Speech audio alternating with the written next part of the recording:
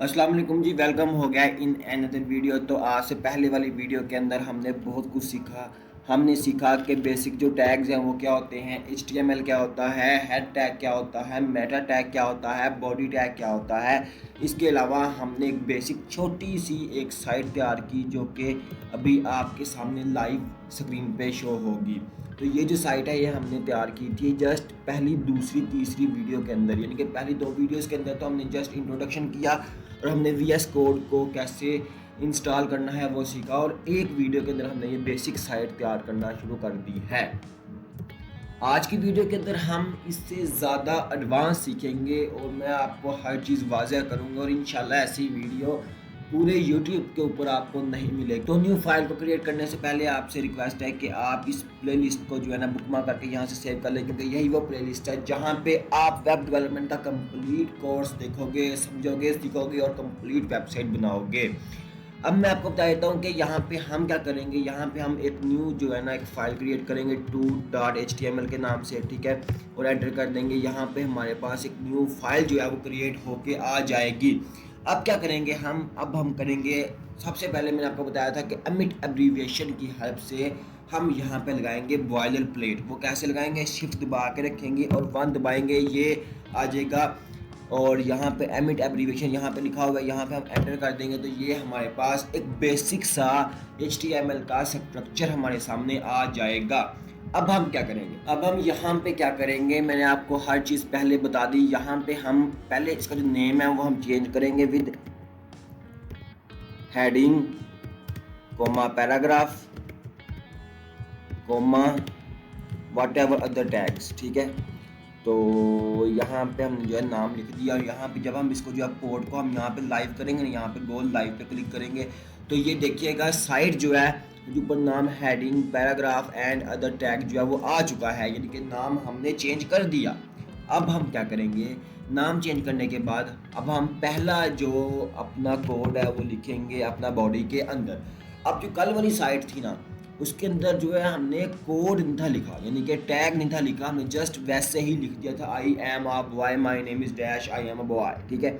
लेकिन आज वाली साइट के अंदर हम क्या करेंगे, बाकायदा कोड लिखेंगे और कोड लिखने के बाद हम साइट को क्रिएट करेंगे। अभी आप चेक कर लें, यहाँ पे माइक्रोसॉफ्ट मैंने यहाँ ब्राउज़र खुला हुआ है, यहाँ पे जस्ट अभी नाम लिखा हुआ है, मैं रिफ्रेश करूँ कुछ नहीं आ रहा। अब हम क्या करेंगे, अब हम करने ये है कि सबसे पहले हेडिंग होती है, ठीक है। किसी भी साइट में सबसे पहले हम, आपको पता है, एक मोटा सा अल्फाज लिखा होता है, तो हमने सबसे पहले देनी हुई है हेडिंग। अब हम हेडिंग में HEADING होता है हेडिंग, लेकिन हमने क्या करना है, देखिए मैं आपको आसान समझाऊंगा, आसान कीवर्ड्स दूंगा कि आपको आसानी से हर चीज़ समझ आ जाए, आपके दिमाग के अंदर बैठ जाए।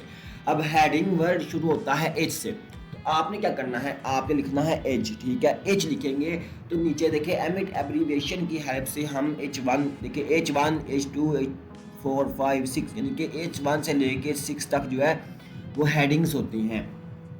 अब आप अपने माइंड में ये बात रखें कि हेडिंग कितनी होती हैं, हेडिंग जो है 6 किस्म की हेडिंग्स होती हैं H1 से लेके H6 तक। अब हम लिखेंगे H, यहाँ खाली अगर हम H लिखते हैं, देखिए जहाँ हमें कुछ नहीं H लिखता है तो H1 ही आएगा, ठीक है।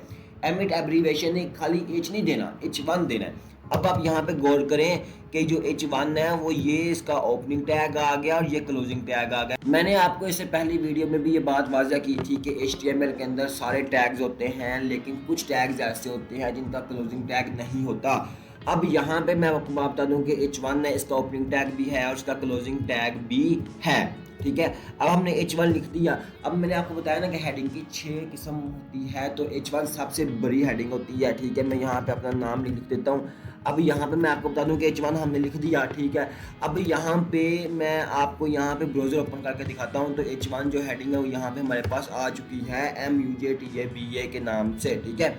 अब यहाँ पे H1 है। अब मैं आगे करता हूँ, यहाँ पे लिखता हूँ H2, तो एंटर करता हूँ तो यहाँ पे जो है फिर से हम लिखते हैं, तो यहाँ पे देखिएगा H2 नीचे आ जाएगा, यानी कि H1 सबसे बड़ा है, H2 उससे छोटा।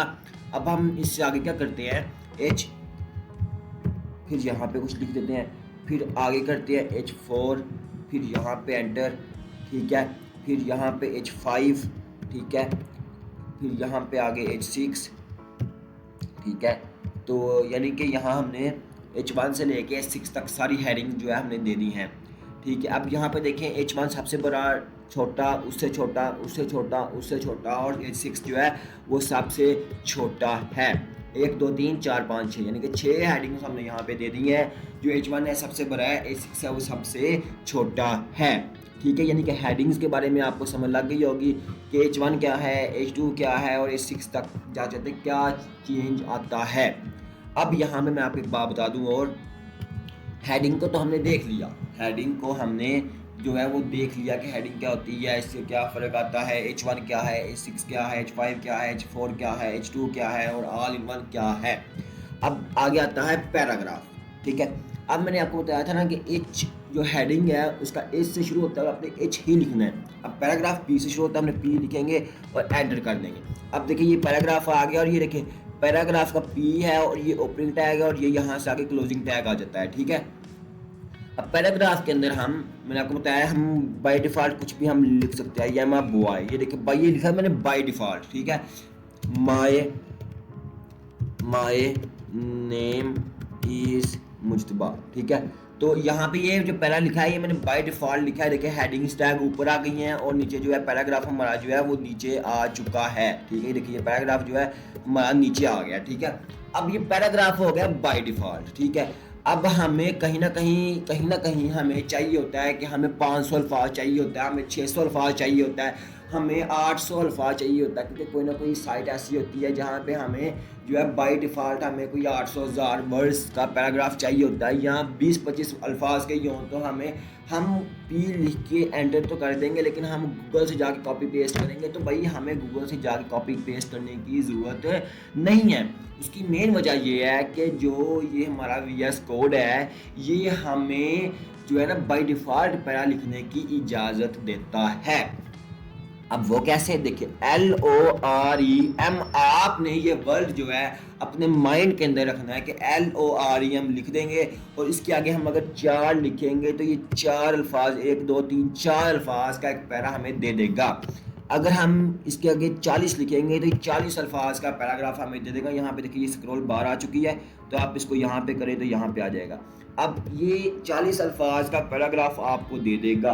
अब आपने स्क्रॉल बार को ख़त्म करना है, तो वो कैसे ख़त्म होगी, वो सबसे पहले एक बात बता दूँ, यहाँ पे स्पेस, जो कीबोर्ड में स्पेस है, स्पेस के साथ एक ALT का ऑप्शन होता है, आल्ट दबा के जी दबा दें तो ये पैराग्राफ जो है ठीक हो जाएगा। और फिर से अगर आल्ट दबा के जी दबाएंगे तो नीचे स्क्रॉल बार आ जाएगी। स्क्रॉल बार खत्म करने के लिए आल्ट जी आपने दबाना है।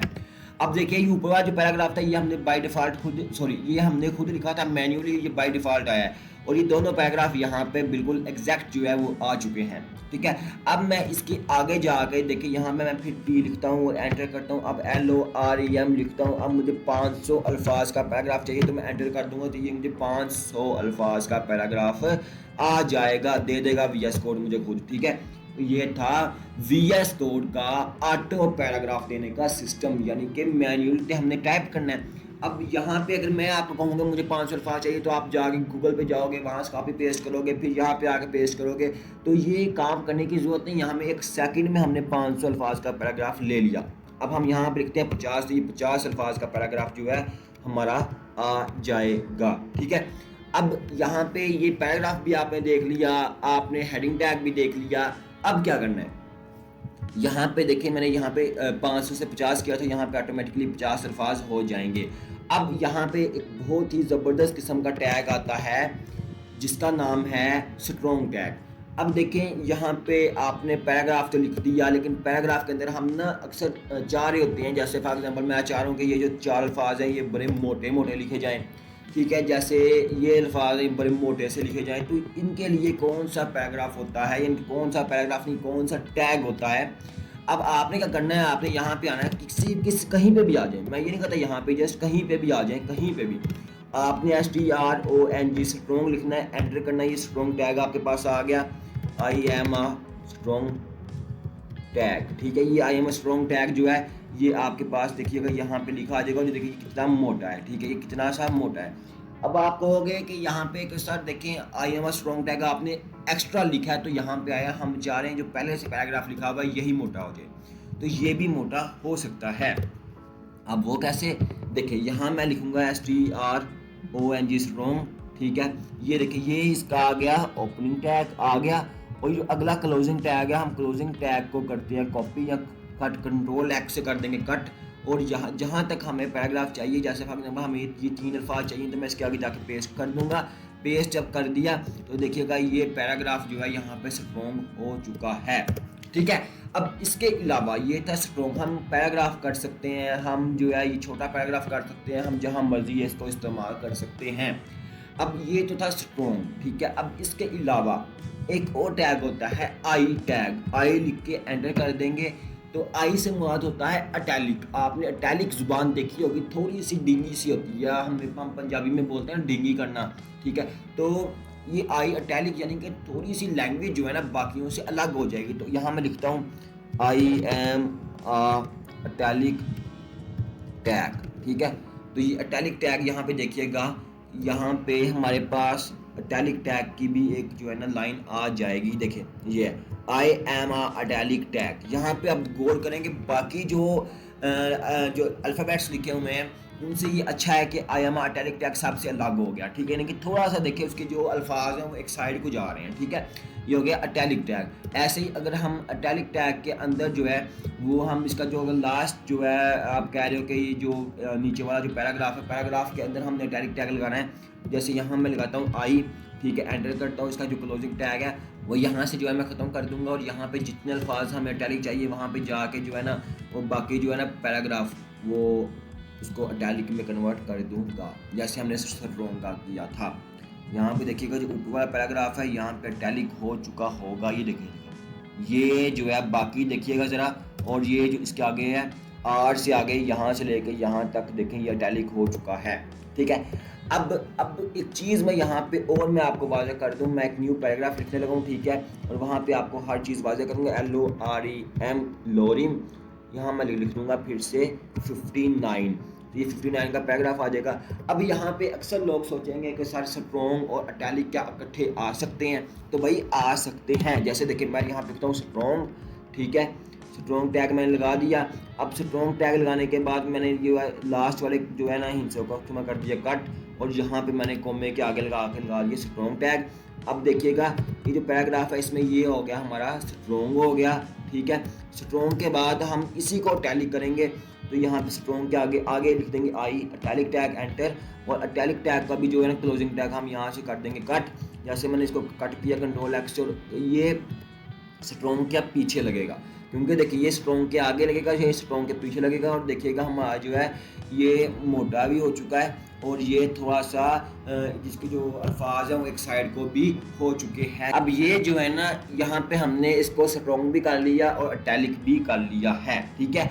अब इससे जो ऊपर वाला पैराग्राफ है वहाँ पे देखिए अगर हमने जैसे स्ट्रॉन्ग किया है उसके जो अल्फ़ाबेट्स हैं वो स्ट्रेट है, लेकिन यहाँ पे स्ट्रेट नहीं है, यानी कि यहाँ पे अटैलिक हो चुके हैं, ठीक है। अब यहाँ पे एक और छोटा सा टैग आता है हमारे सामने, अब वो देखिएगा अगर मैं यहाँ पे लिखता हूँ पैराग्राफ, ठीक है, पी लिख के तो एंटर करता हूँ, यहाँ पे LOREM लिखता हूँ, लोरियम लिखता हूँ 12, एंटर करता हूँ, ये 12 अल्फाज आ जाएंगे। अगर मैं यहाँ पे कर देता हूँ एंटर एंटर एंटर, तो यहाँ पे क्या स्पेसिंग आएगी? अगर तो यहाँ पे स्पेसिंग आएगी तो आप मुझे बताएं, अगर नहीं आएगी तो क्यों नहीं आएगी ये मुझे बताएं कमेंट के अंदर, ठीक है। अब मैं आपको बताता हूँ क्यों।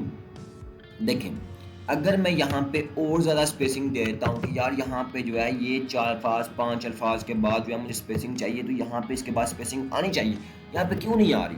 उसकी वजह क्या है? उसकी वजह ये है कि जो VS कोड है वो एक्स्ट्रा स्पेसिंग को इग्नोर करता है, वो एक्स्ट्रा स्पेसिंग जो है वो उसको इग्नोर कर देगा, वो एक्स्ट्रा स्पेसिंग को मानेगा ही नहीं, ठीक है। तो हमें जो है स्पेस लेके आने के लिए हमें क्या करना चाहिए, हमें एक टैग होता है यहाँ पे BR टैग, यानी कि ब्रेक कर दो। BR से मुराद होता है ब्रेक, BR एमिट एब्रीविएशन की हेल्प से एंटर कर देंगे। अब BR के ऊपर जाएंगे तो देखिए the BR element represent a line break, यानी कि ये लाइन को ब्रेक कर देगा। देखिए यहाँ से लाइन ब्रेक हो चुकी है। अब देखिएगा यहाँ मैं अगर यहाँ पे 3 जो यहाँ फुल स्टॉप के आगे मैं BR टैग लगाता हूँ तो यहाँ पे देखें फुल स्टॉप के आगे से फिर से लाइन ब्रेक हो जाएगी, ठीक है। अब ये चीज़ देखें कि जहाँ से आपने लाइन को स्पेसिंग देनी है, लाइन को ब्रेक करना है, तो यहाँ से आप BR टैग लगा दें। और BR टैग जो है इसका क्लोजिंग टैग नहीं होता, BR टैग अपने अंदर सेल्फ क्लोजिंग टैग रखता है, ठीक है। यानी कि बी आर टैग का क्लोजिंग टैग नहीं होता, ठीक है। अब यहाँ पे मैं इसके आगे जो है फिर से एक लफ्ज़ छोड़ के बी आर टैग लगा देता हूँ, इसके लफ्ज़ एक छोड़ के फिर बी आर टैग लगा देता हूँ, तो देखिए यहाँ पे हर अल्फाज के बाद स्पेसिंग आ जाएगी। अब मैं चाह रहा हूँ कि जो EUM लिखा हुआ है इसके बाद एक्स्ट्रा स्पेस में डाल दूँ, ठीक है। EUM के बाद बी आर टैग तो हमें लगा है, लेकिन कॉमा स्पेस दे के फिर हम बी आर टैग लगा देंगे, फिर स्पेस दे के फिर बी आर टैग लगा देंगे। तो जितनी बार हम बी आर टैग लगाते जाएंगे वो स्पेसिंग ऐड होती जाएगी। यहाँ तक आपको क्लियर हो ही गया होगा। अब हम चलते हैं अगले टैग की तरफ। देखिए यहाँ पे जो लास्ट टैग जो हम आज सीखने जा रहे हैं वो है HR टैग। अब ये HR टैग क्या काम करता है, देखिए अगर यहाँ पे हमें जो है ना हेडिंग के बाद चाहिए एक लाइन, यहाँ पे हम चाहते हैं कि यहाँ पे जो है ना एक लाइन हो, यहाँ पे लाइन ऐसी लगी हो, ठीक है। हम हेडिंग को अलग करना चाहते हैं और पैराग्राफ को अलग करना चाहते हैं, तो यहाँ पे हम क्या करेंगे, यहाँ पे HR टैग है जो अपने अंदर सेल्फ क्लोजिंग टैग रखता है। अगर हम HR टैग लगा देंगे जिसका क्लोजिंग टैग नहीं होता, जो अपने अंदर ही सेल्फ क्लोजिंग टैग है, तो HR टैग हम अगर लगा देंगे तो यहाँ पे लाइन आ जाएगी। देखिए सामने लाइन आ चुकी है। अगर हम यहाँ पे एक दो लाइन और चाहते हैं तो यहाँ पे हम स्पेस देके HR टैग फिर HR टैग लगा देंगे। जैसे HR टैग स्पेस देने की जरूरत तो नहीं है, HR टैग तो यहाँ पे देखिए 4 बार HR टैग लगाया तो यहाँ पे 4 लाइन जो है ऐड हो जाएंगी। मैं फिर से HR टैग लगाता हूँ, फिर HR टैग, फिर HR टैग, करके जितनी बार हम HR टैग लगाएंगे वो लाइंस ऐड होती जाएंगी, ठीक हो गया। अब उम्मीद करता हूँ यहाँ तक आपको समझ लग गई होगी। यहाँ पे मैं छोटा सा ओवरव्यू दे लगा हूँ कि हेडिंग की कितनी टाइप्स हैं, 6 टाइप्स हैं। H1 सबसे बड़ी होती है, H6 सबसे छोटी होती है। इसके अलावा पैराग्राफ है, P लिखेंगे, एंटर करेंगे, पैराग्राफ आ जाएगा। अगर हम मैन्युअली लिखना चाहते हैं तो मैन्युअली लिख लेंगे। अगर हम ऑटो लिखना चाहते हैं तो गूगल से लेकर आने की हमें ज़रूरत नहीं है, कॉपी पेस्ट करने की ज़रूरत नहीं है। LOREM लिखेंगे, लोरिम, और आगे जितने अल्फाज चाहिए वो हम लिख देंगे, एंटर कर देंगे, 2-3 अल्फाज आ जाएंगे। इसके अलावा हम स्ट्रॉन्ग टैग है, जहाँ पे हम स्ट्रॉन्ग टैग लगाएंगे वहाँ पे बोल्ड हो जाएगा। और इसके अलावा अटैलिक टैग है, आई टैग है। आई टैग में क्या होता है, आई टैग में ऐसा होता है कि आपके जो अल्फाज होते हैं वो थोड़े से राइट को चले जाते हैं, मूव करते हैं, यानी कि बाकी अल्फाज से अलग होते हैं। इसके अलावा यहाँ पे हम अटैलिक और स्ट्रॉन्ग टैग को इकट्ठा एक में ही लिख सकते हैं, ठीक है। अब इसके बाद आता है BR टैग, जो कि अपने अंदर ही एक सेल्फ क्लोजिंग टैग है, यानी कि ब्रेक टैग करने के लिए, लाइन को ब्रेक करने के लिए, लाइन के अंदर स्पेस देने के लिए BR टैग लगाते हैं। और HR टैग होता है, वो HR टैग किस लिए काम आता है, लाइन लगाने के लिए, ठीक है ना। लाइन लगाने के लिए HR टैग इस्तेमाल होगा। तो उम्मीद करता हूँ आपको ये भी जो क्लास है बहुत अच्छी लगी होगी। अगर किसी का कोई भी क्वेश्चन है तो आप कमेंट्स में पूछ सकते हैं।